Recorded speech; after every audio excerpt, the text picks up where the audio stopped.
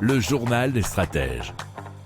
Et donc c'est l'État d'Australie méridionale qui exploite déjà pas mal l'énergie solaire, l'éolienne, et qui peut utiliser presque à 70% toute son électricité via les renouvelables.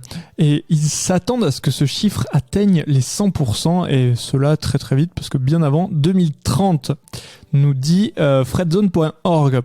Et donc, ils vont ouvrir une usine d'électrolyse et avec l'excédent d'énergie pour produire de l'hydrogène.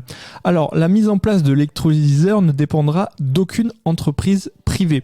Le gouvernement de l'État va dépenser plus de 385,6 millions d'euros pour l'installation de la centrale près de Whyalla.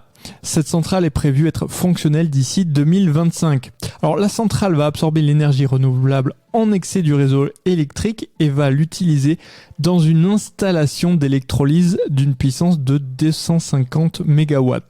Alors une grande quantité d'hydrogène sera produite et celle-ci va être stockée sur place. Alors lorsque la production d'énergie renouvelable baisse, c'est-à-dire le soir ou pendant l'hiver, l'hydrogène sera consommé par un générateur de 200 MW qui va ensuite injecter l'énergie sur le réseau électrique.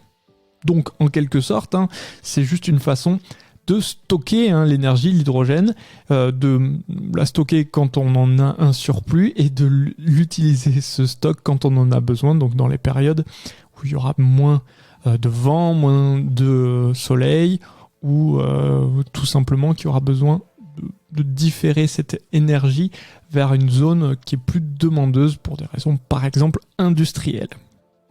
Si vous aimez cette revue de presse, vous pouvez vous abonner gratuitement à notre newsletter qui s'appelle La Lettre des Stratèges, LLDS, qui relate, et cela gratuitement, du lundi au vendredi, l'actualité économique, technologique, énergétique, mais aussi de l'hydrogène et puis de tout ce qu'on trouvera super intéressant pour votre vie.